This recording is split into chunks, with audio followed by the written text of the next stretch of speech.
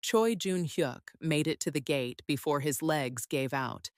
He didn't go down all at once. He caught the iron bar on the way, held it long enough to lower himself. He pressed his back against the gate and looked up at the sky. Seoul looked back at him. Rain and neon, and the indifferent glow of a city that had seen worse and would see worse again. He had always loved this city. He had also always known it would be the death of him. Tonight seemed like the night those two things would finally meet. He gave himself 30 seconds. That was the deal he made with his body when the body stopped cooperating. 30 seconds. Then we move. It was a system he had developed over years. Years of situations that should have killed him and hadn't. Years of walking out of rooms where other men didn't. The system had always worked. He was not entirely sure it would work tonight. The wound in his side was bad. He knew bad wounds, had seen enough of them, received enough of them, to understand the difference between bad and survivable. This one was on the border. The bullet had gone in clean, but the exit was ragged, and his jacket was soaked through, rain and blood mixing together now, warm on his fingers and cooling fast. Somewhere behind him, maybe 3 blocks, maybe 4, he could hear the low crawl of an engine moving too slowly for this hour. Not lost. Looking. Looking for him. But he had trusted Oh Byung-chul for 11 years. He had built half the man's empire with his own hands, his own instincts, his own particular willingness to do what others hesitated to do.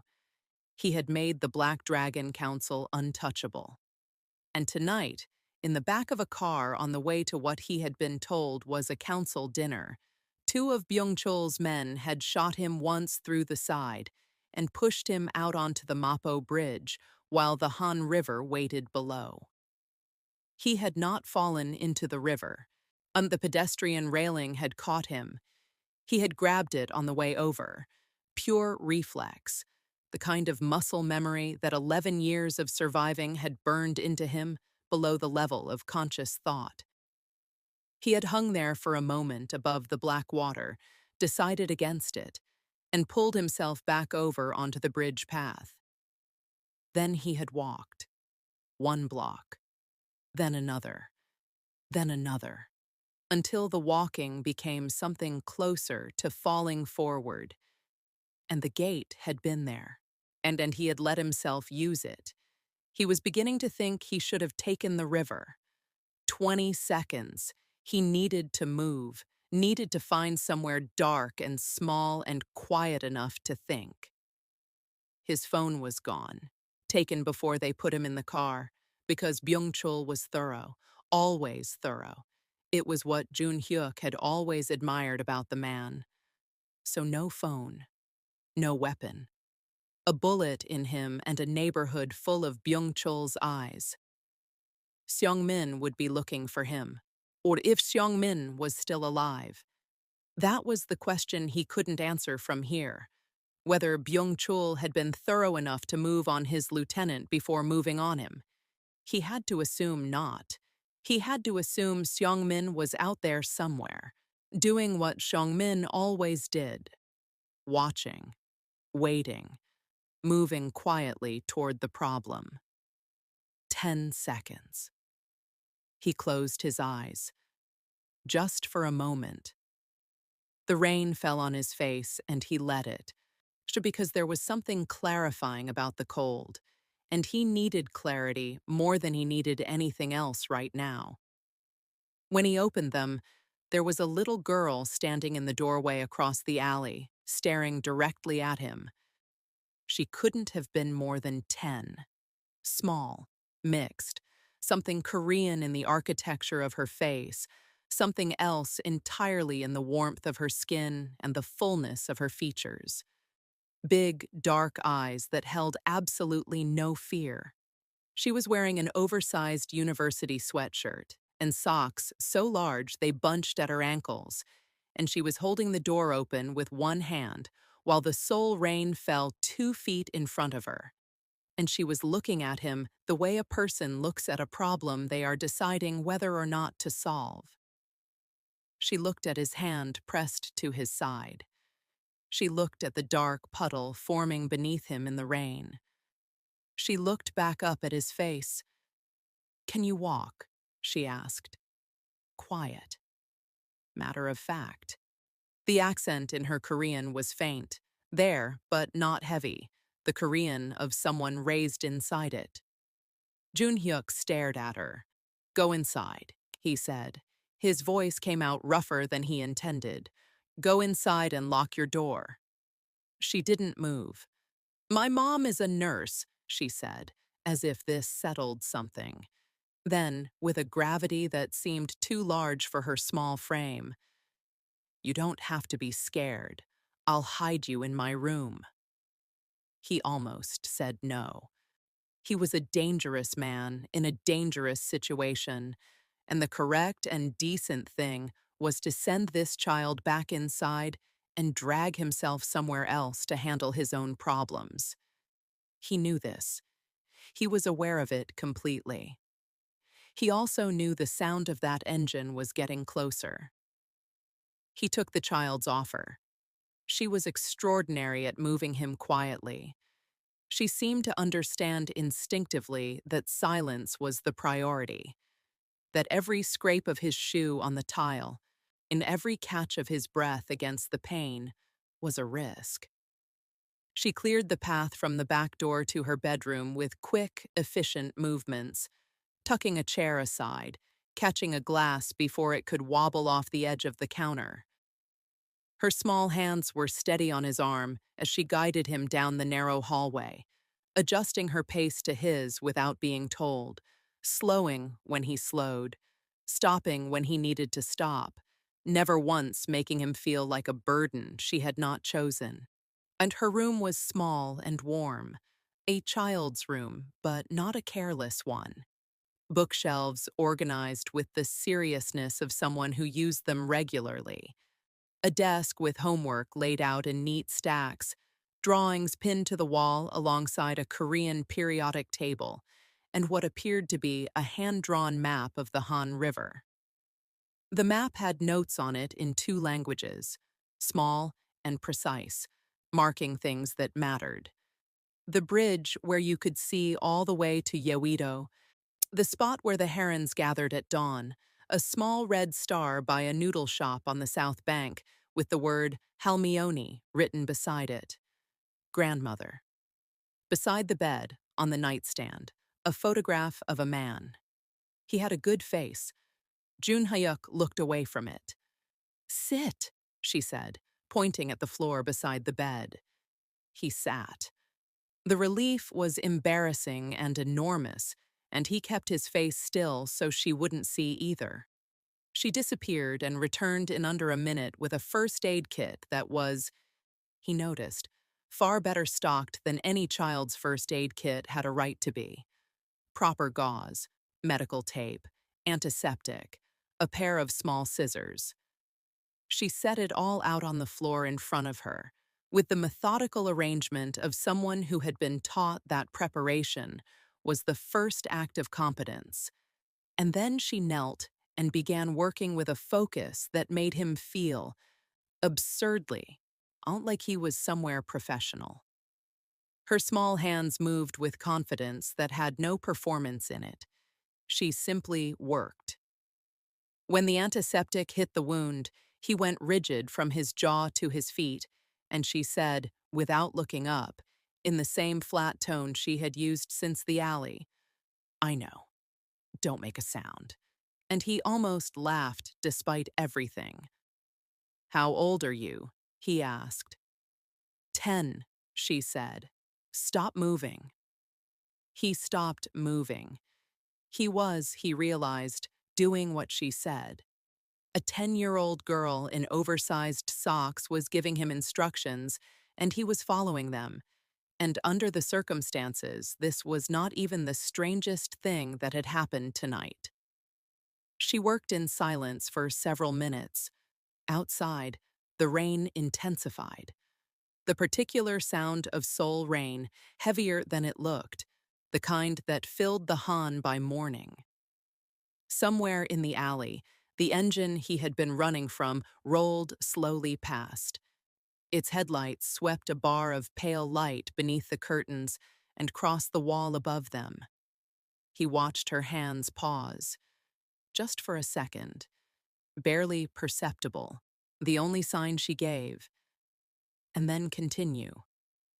When she was done, she sat back on her heels and assessed her work with the critical eye of someone who has been taught to assess things properly and takes the responsibility seriously. "My mom comes home at 7, she said. "You need to be gone by 6:30. He nodded. Yeah, then, because he needed to know, because knowing who else could walk through that door was the difference between manageable and not. "Who else lives here?" Zara didn't look up from packing the first aid kit away. "Just me and Mama." "No one else?" "No. Simple. Literal." The answer to the question he asked, and nothing more. "There's water." She put a bottle on the floor beside him. Then she looked at him with a directness that was somehow not rude, just clear. The way children are clear before they learn to perform uncertainty. "Are you cold?" He was. Blood loss and wet clothes and the chill of the night still in him. "I'm fine." She got up, opened her closet, and dropped a folded blanket in his lap without ceremony. "Don't touch anything else," she said. "I won't." She looked at him for a moment, that same measuring look she had given him in the alley, direct and unhurried. The look of someone deciding not whether to trust you, but whether their initial decision to trust you has so far proved reasonable. Apparently it had, because she turned off the lamp, leaving only the pale ambient glow of Seoul bleeding through the curtains in soft columns of pink and white, and climbed into her bed with the composure of a child who had decided the situation was handled and saw no value in further drama. The room was quiet. Below them, the city moved. "What's your name?" he asked in the dark. A pause. "Zara." "Zara," he repeated. "Thank you." Another pause. Longer this time. He could almost hear her thinking. "My dad used to say that the right thing is usually the inconvenient thing," she said.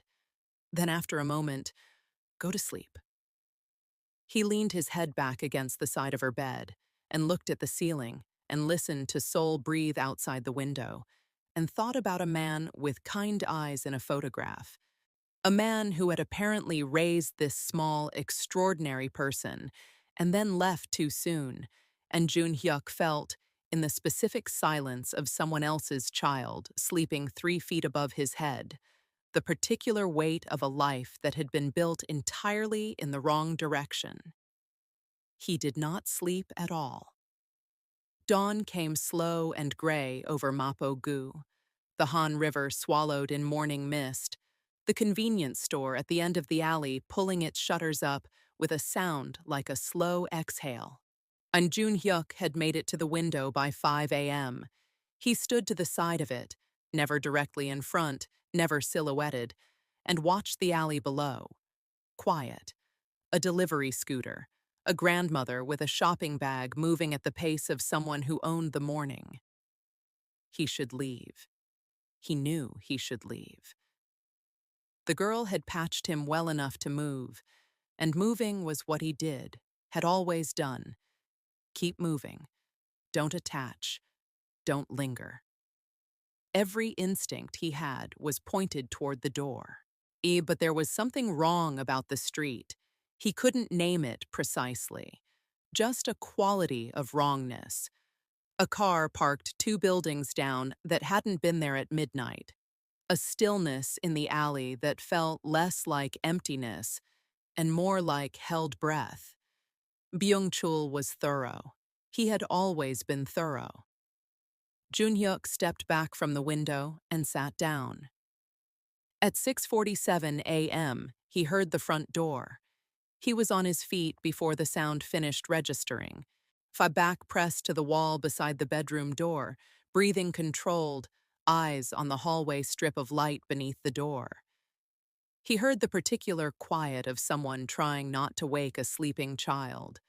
Soft footsteps, bags set down with care, the whisper of a jacket being hung.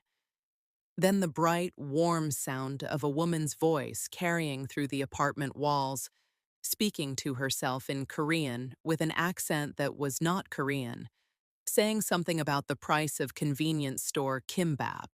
And he heard Zara's voice answer from the kitchen, and then silence of a particular quality, the silence of a 10-year-old sitting very still and being very normal. He almost smiled. 3 minutes later, the bedroom door opened. The woman who stood in the doorway was still in her scrubs, navy blue, the kind hospitals give you when yours get ruined on a long shift. She was beautiful in the way of someone who had no idea and no time for it. Tall and dark-skinned, and went from him to the bandaging on his side, went from him to the bandaging on his side, to the blood on the floor he had tried and failed to clean, to the figure of her daughter appearing in the hallway behind her. Zara. Her voice was very quiet. He was bleeding, Mama. Zara. I used the good gauze. The woman, Grace, he would learn, closed her eyes. She stood perfectly still for 3 full seconds. Then she opened them, crossed the room, crouched in front of him, and began unwrapping his bandaging with the efficient hands of someone who had done this 10,000 times before. She didn't ask his name. She didn't ask what happened. She worked in complete, furious silence, and when she was done, the wound was dressed better than anything he could have managed himself, and better probably than a street clinic would have managed. She stood, looked at him with eyes that were not afraid of him, which was unusual, and not impressed by him, which was more unusual still. You have 1 hour, she said. Then you leave my home. Understood. She turned to leave, and then from the window, in the particular calm voice of a child reporting a weather update, Zara said, Mama, there's a black car parked at the end of the alley. The 3 of them went very still. Mama, please let him stay. Please. He is sick, and he needs us to take care of him. Junhyuk looked at Grace. Grace looked at Junhyuk. Something passed between them that wasn't quite words. A rapid, wordless negotiation that landed somewhere neither of them had planned to be. He didn't leave. The days that followed were unlike anything in his life, which had contained multitudes. He had grown up in a mapogu, not entirely unlike this one. Narrow streets and small apartments, and the smell of doenjang jjigae drifting through thin walls in the evening, before Byung-chul had found him at 17 and pointed him toward a different kind of life entirely. He knew small apartments. He knew the particular closeness of them, the way you learned a person's habits, whether you meant to or not. He did not know this. He did not know the particular texture of a home made by a woman raising a child alone, the way every object in it seemed to carry intention. The books arranged at Zara's height on the lower shelves, the Ghanaian kente fabric draped carefully over the Korean sofa, the photograph on every available surface of a man who had clearly been loved without reservation and was no longer here to receive it. There was a coat still hanging by the door.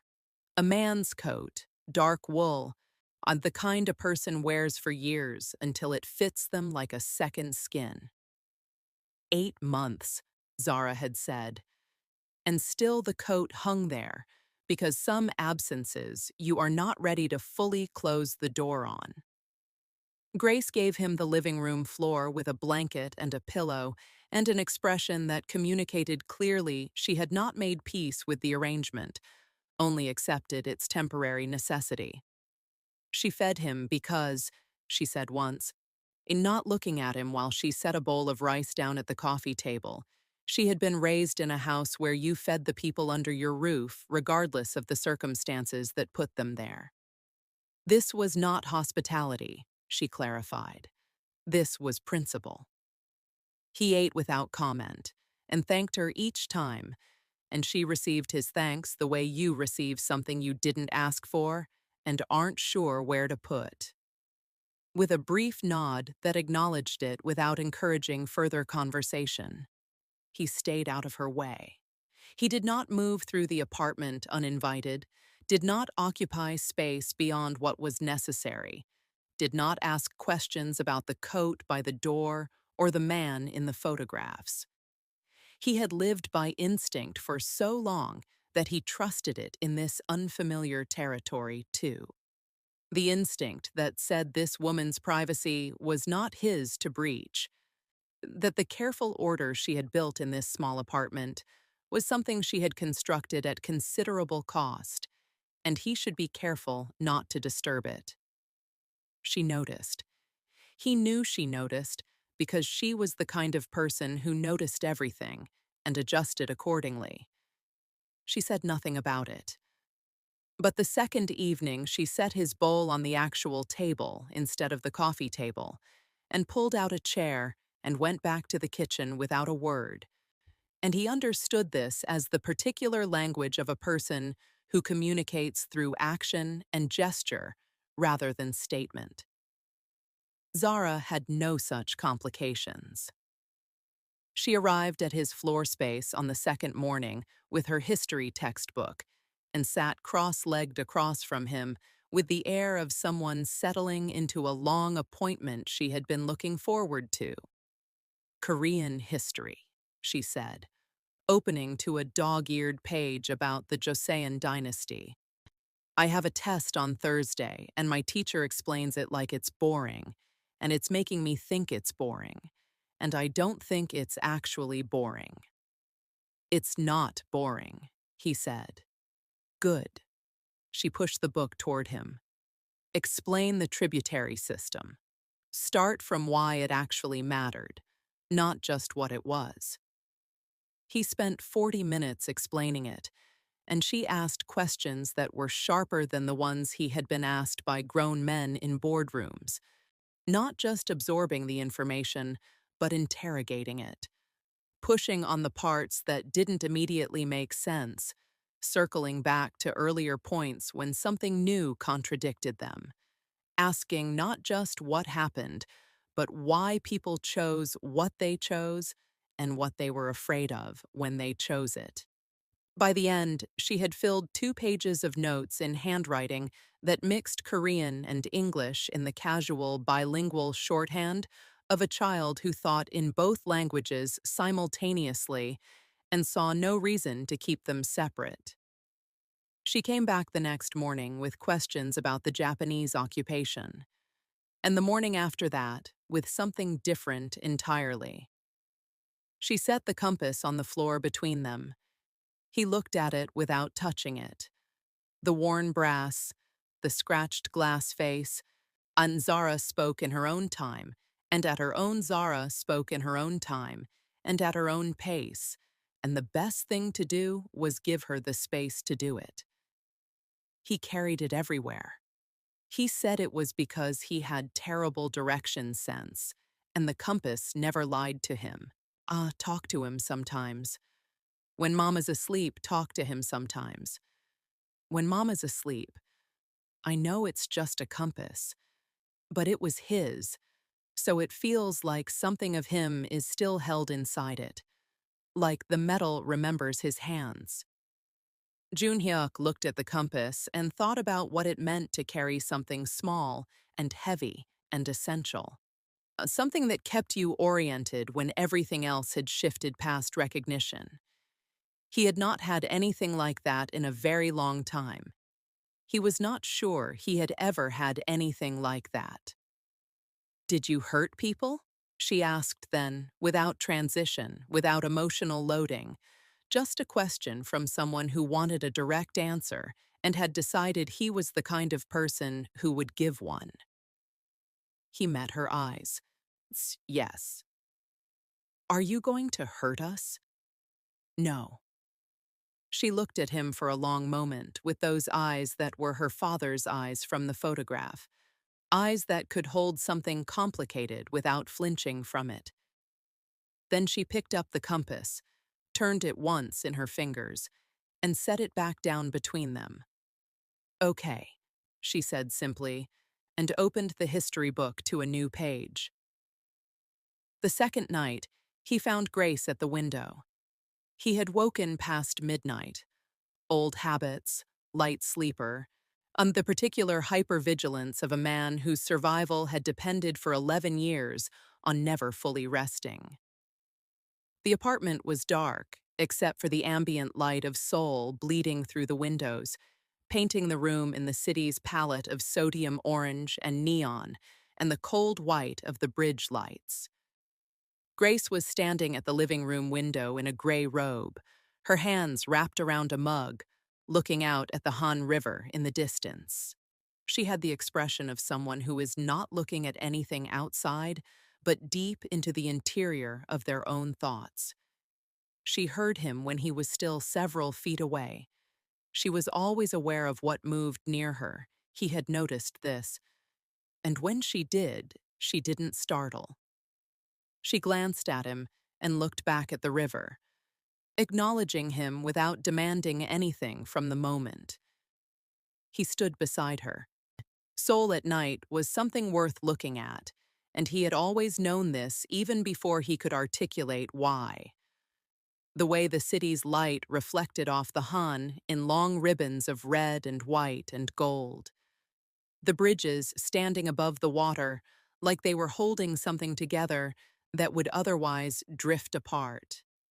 He had crossed every one of those bridges at some point in his life, most of them for reasons that did not bear examining in the clarity of daylight. She showed you the compass, Grace said. Yes.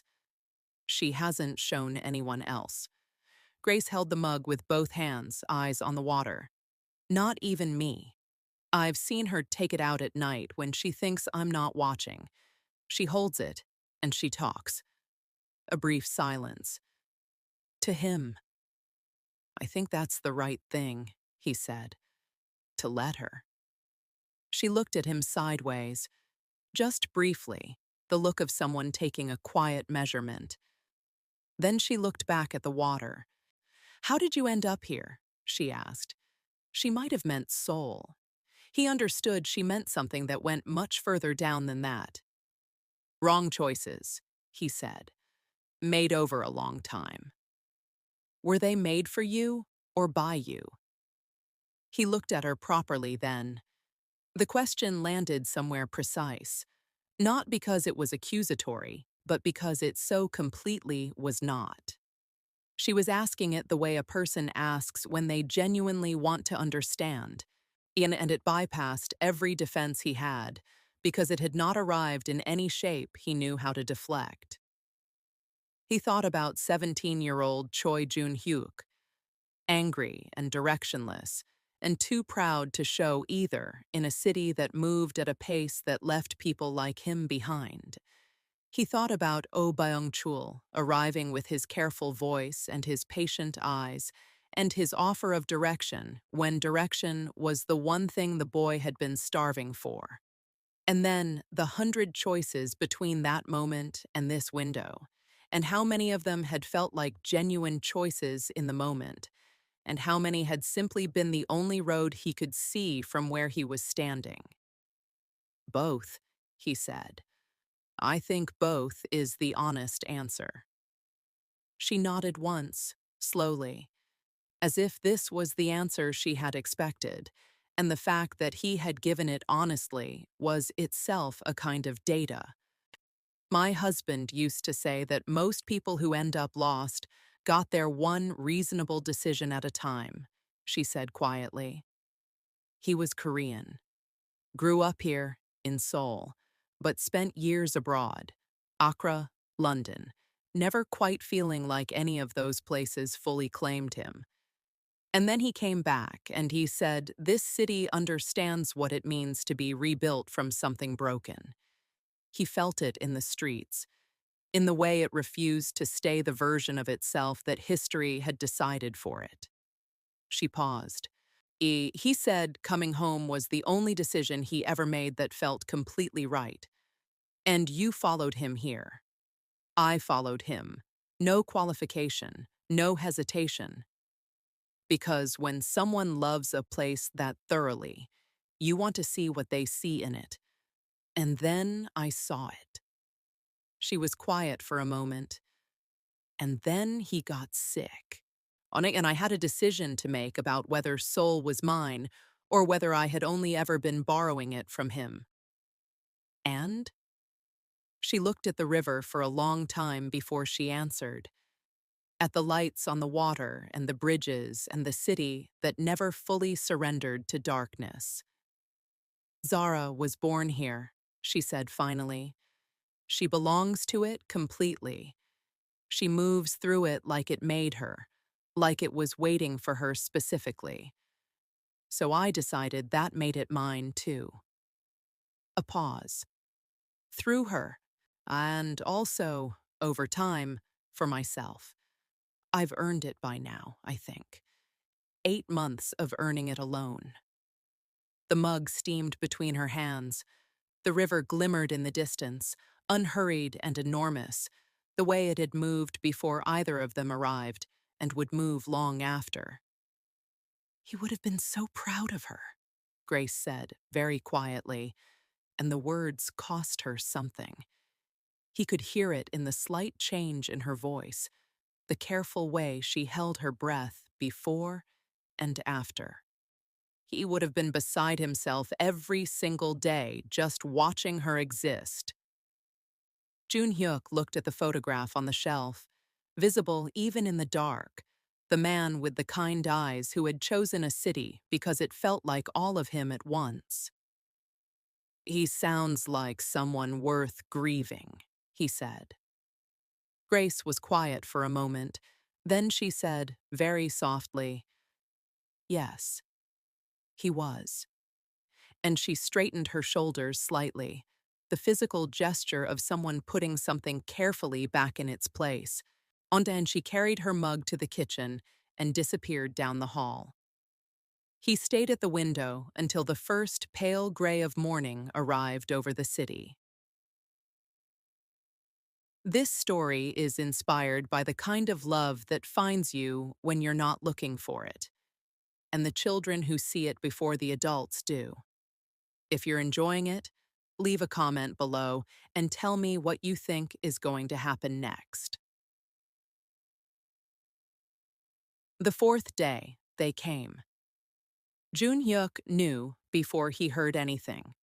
It was a feeling first, the particular quality of attention that 11 years in Byung-chul's world had carved into him. The sense of the neighborhood's energy changing, tightening, the way a room goes quiet when the wrong person walks in. He was at the window, to the side of it, never in front, when he saw them. 2 men, dark coats, moving with the deliberate, unhurried pace of people who are not lost, and are not sightseeing, and are not afraid of what they are going to find. "Ah, Grace," he said. She came out of the kitchen, and he didn't have to say anything else. She looked at his face and looked at the window, and her own face went through something. Fear, he thought, and then something that replaced the fear, something harder and more functional. "Zara," she called, calm, completely calm. Zara appeared from her room already holding her backpack.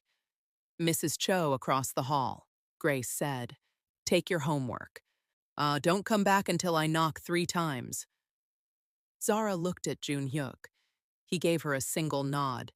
"It's going to be fine." And she looked at him for a beat longer than necessary, and then went to the door and slipped across the hall without a sound. Grace turned to Jun Hyuk.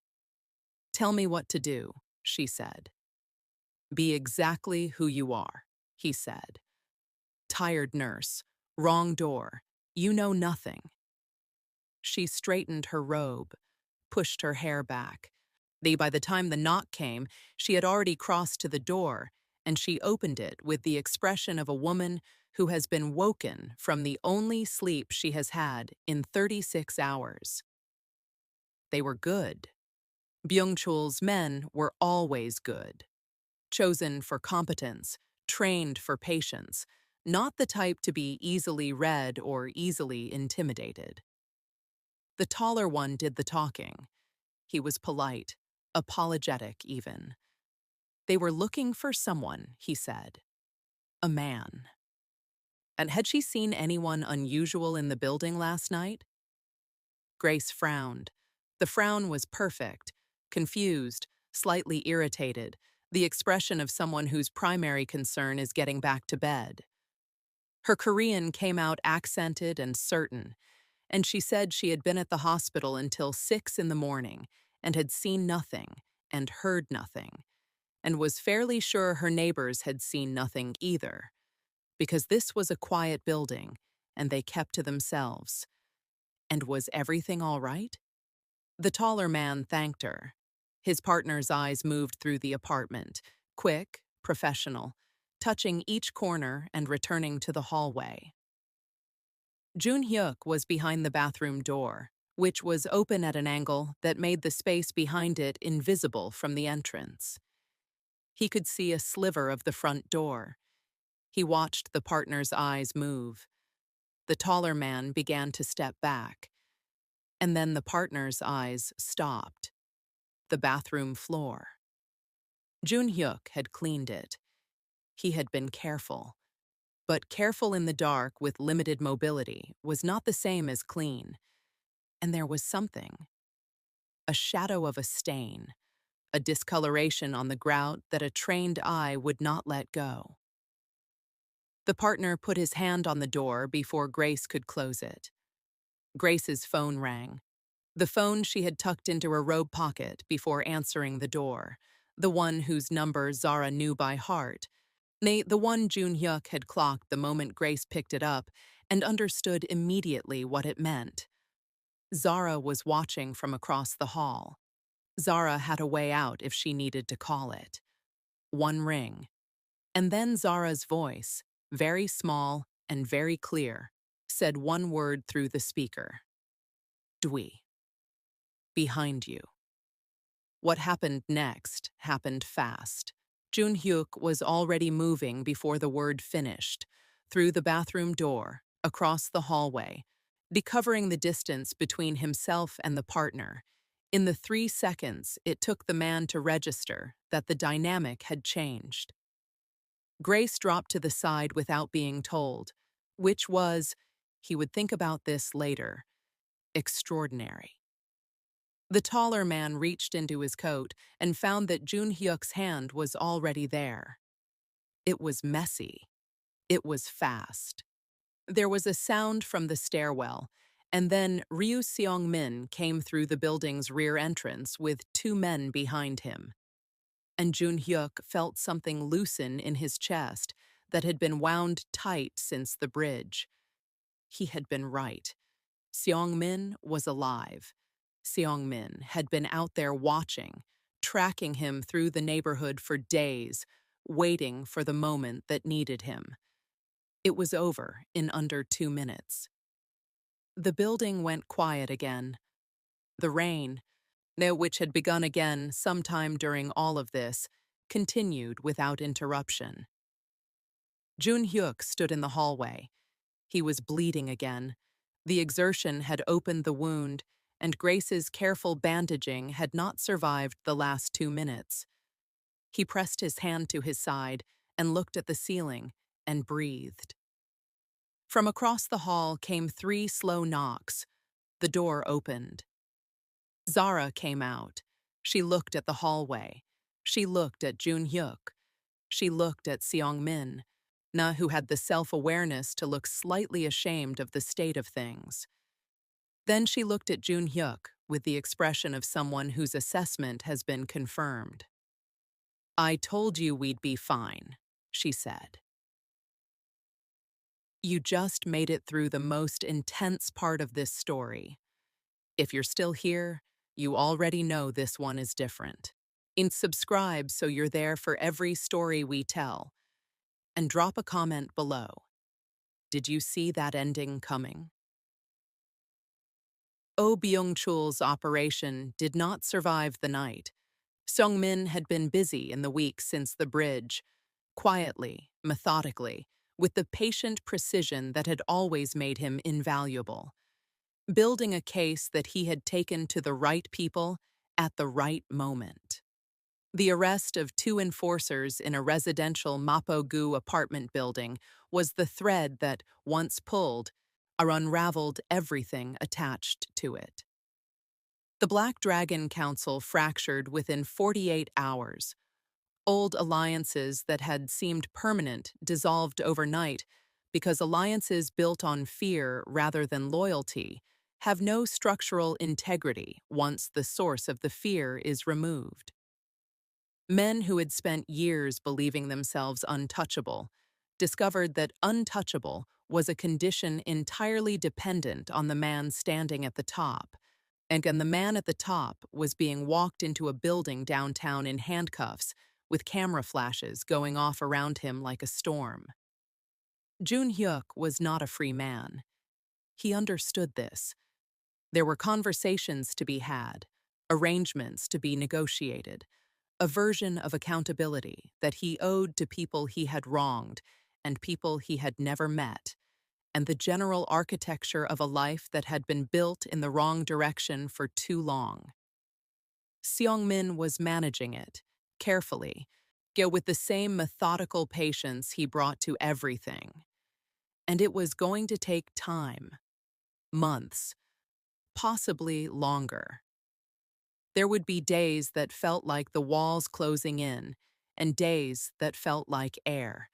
And he could not promise anyone what the other side of it would look like because he had never seen the other side of it. He had only ever known the inside. He came back to the apartment one last time on a Tuesday morning, 6 days after everything. He had slept somewhere clean, and he had eaten a proper meal. He wore clean clothes and carried no weapons, and he stood at the back gate of the building in Mapo-gu, the gate he had collapsed against, the gate he had gripped while his body argued with his intentions. And he looked at the dent his weight had left in the iron. It was still there, small and permanent and unremarkable, the way the marks that change everything usually are. He went up. Zara heard him on the stairs. She opened the door before he knocked, stare which he should have anticipated, and she hugged him before he could say a word. She pressed her face into his jacket, and he put his arms around her and held on longer than he had planned to. This small, determined person who had looked at a bleeding stranger in an alley and made a calculation that had changed the trajectory of multiple lives, including his own. He felt something move through him that he still did not entirely have a name for. Is something that had to do with being held by someone who expected nothing from him except his continued existence. When she stepped back, her eyes were dry. She had cried exactly once in the 4 days he had known her, silently at the kitchen table, while she thought he was asleep, and had been done with it in under 2 minutes. She was not a child who performed her grief. She carried it privately and put it down when she needed her hands. He reached into his jacket pocket and held out the compass. She looked at it, then at him, then back at it. Something moved across her face. Not surprise exactly, more like confirmation. "I knew you had it," she said. "You knew?" "I noticed the morning after everything. It wasn't on my desk where I always put it." She took it from his hand and turned it once in her fingers. I didn't say anything because I don't know.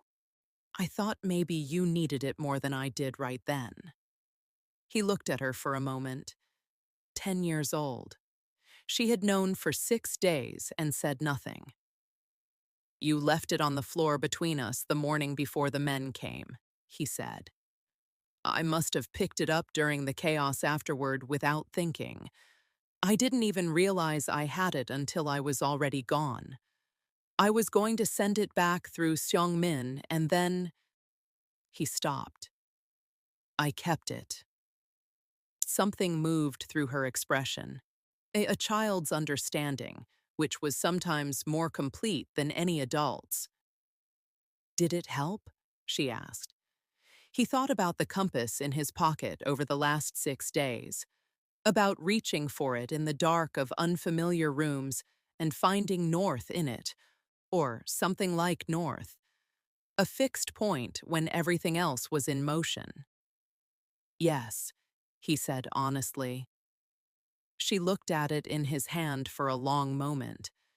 Then she took it, turned it once in her fingers, and put it in her own pocket.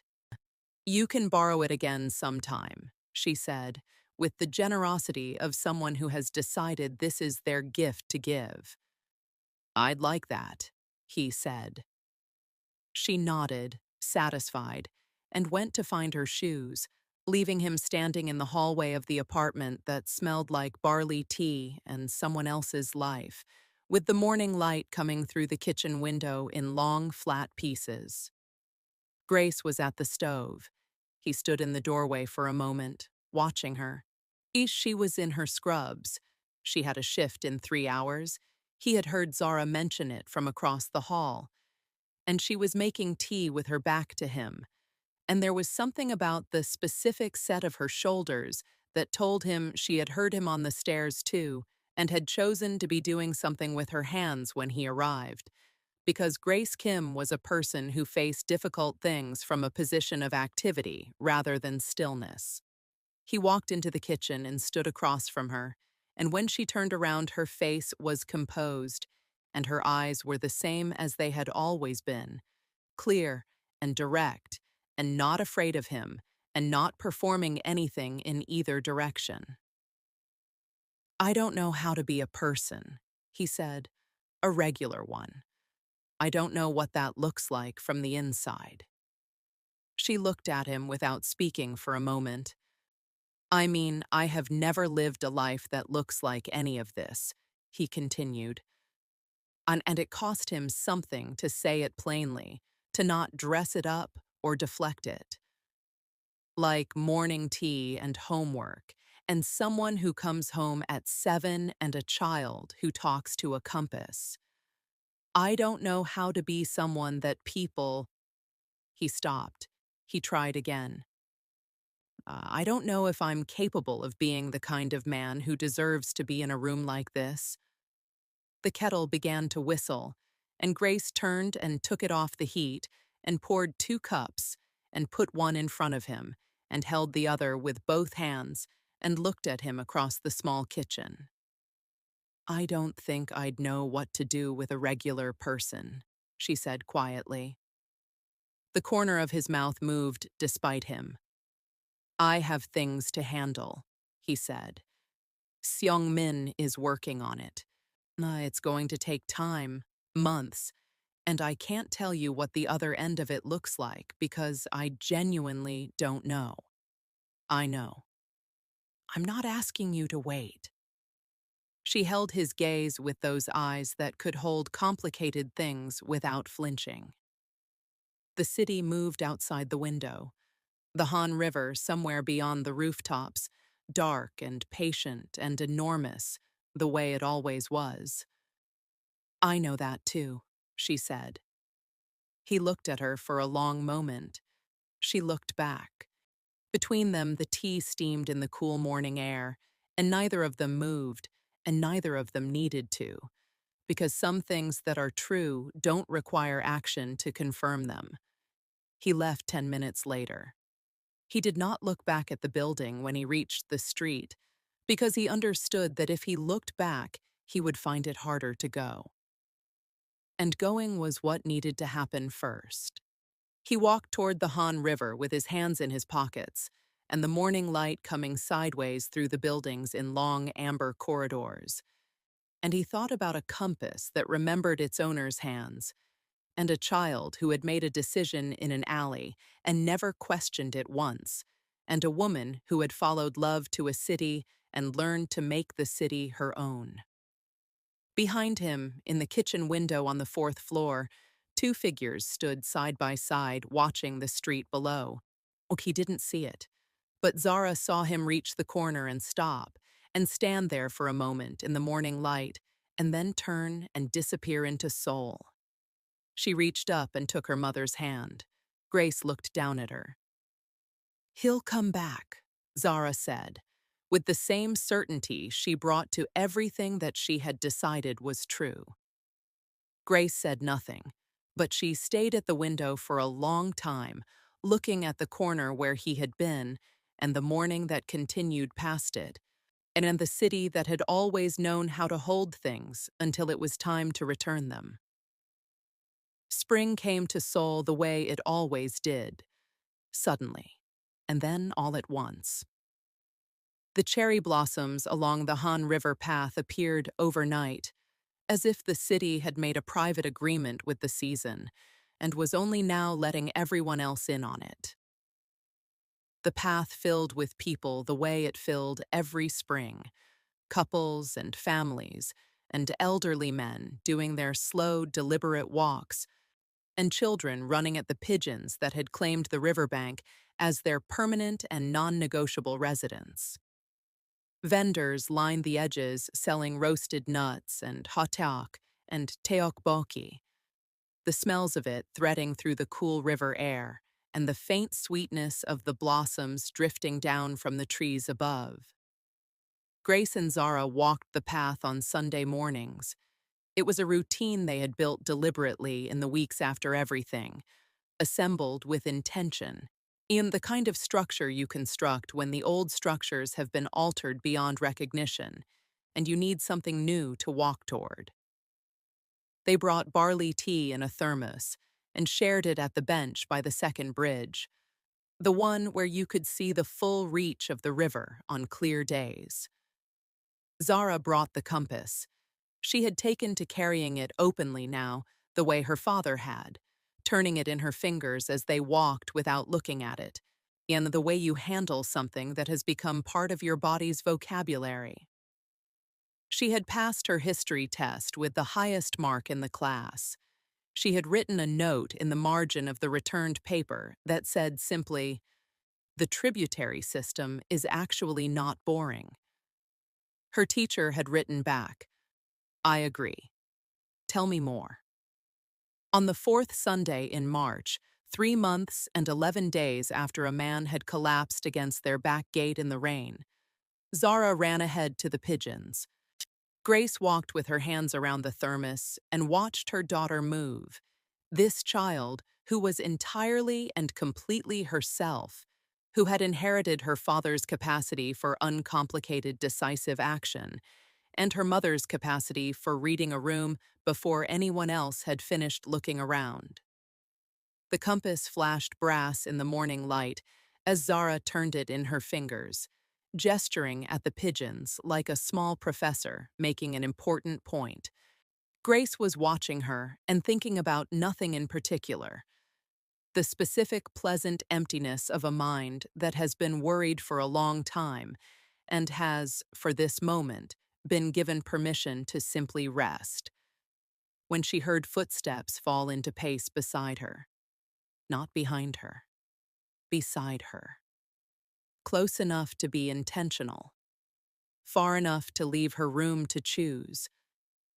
Grace did not look right away. She looked at the river first. At the morning light moving across it in long, slow pieces, the way it moved differently in spring than in any other season. Warmer, more tentative, like light that is still deciding what it wants to illuminate. She looked at the opposite bank where joggers moved in their easy rhythms, and a small boy flew a kite that was trying very hard to escape him and not quite succeeding. She looked at all of this and held it for a moment. This city that had taken so much from her and given back something she had not expected and could not yet fully name. And then she looked. Choi Jun-hyuk stood beside her in the Seoul spring morning, wearing a gray jacket and an expression she had not seen on him quite like this before. Or perhaps had seen only in pieces, in the dark of the living room at midnight, in the early morning light of the kitchen. The expression of a man who has set down something enormously heavy and is still adjusting to the way his body feels without it. He looked younger than she remembered, softer around the edges in the way of something that has been weathered into a better version of itself. He was looking at the river with the particular attention of someone seeing it properly for the first time. The way her husband had described seeing Seoul for the first time, like something that understood what it meant to be rebuilt. He had come back. "You came back," she said. "You didn't move," he said. She looked at him, and he looked at her, and the Han River ran beside them, not patient as it always was, as it had been visible from the window at midnight when they stood together in the dark, as it would be long after both of them were finished with whatever this was going to become. "Zara said you would," Grace said. "Smart kid." "She gets it from me." He laughed. It came from somewhere real and unhurried. The laugh of a man who has recently rediscovered that he is capable of it, and is still mildly surprised by it each time. She had been waiting to hear it, she realized, without knowing she had been waiting. 30 meters ahead, Zara turned around from the pigeons. She went completely still for exactly 1 second. The compass held in her fist, the morning light on her face. Then she ran. Full sprint, the compass bouncing in her jacket pocket, her shoes slapping the path with the rhythm of a child who runs with everything she has, and no self-consciousness about any of it. She hit him at full speed, and he caught her without hesitating, lifted her off the ground like she weighed nothing, like this was the most natural thing in the world, settled her against him with the ease of someone whose body had simply decided this was where she belonged. She grabbed his jacket with both hands and said into his shoulder with complete and thorough satisfaction, "I told you." "You told me," he agreed. "I'm always right about these things." "I believe you." Over Zara's head, his eyes found Grace's. She looked at him. The morning sat between them, wide and unhurried, and full of everything that had not yet been said, and did not need to be said right now, today, on this bridge path in the spring light. She shook her head. Once, slowly, with a small smile she did not bother to prevent. Not easy. Not uncomplicated. Not without history and cost, and the particular difficulty of two people who have each learned the hard way that love is not a shelter from difficulty, but a different way of facing it together. He nodded. "I know. I'm here anyway." She held his gaze for a long moment. This man who had arrived in her alley at 1 in the morning, with nothing left but instinct, and had somehow, despite everything, found his way back to a gate he had no reason to return to. Then she stepped forward and fell into pace beside him, and they walked, the three of them, along the Han River, as the cherry blossoms fell around them in the unhurried way of things that know they will be followed by something equally beautiful. Zara reached down from his arms and took her mother's hand. Grace felt the weight of her daughter's hand, small and certain, the hand of someone who had decided how this story went and had been patient enough to let it arrive in its own time. Unmoved, like a city that knew exactly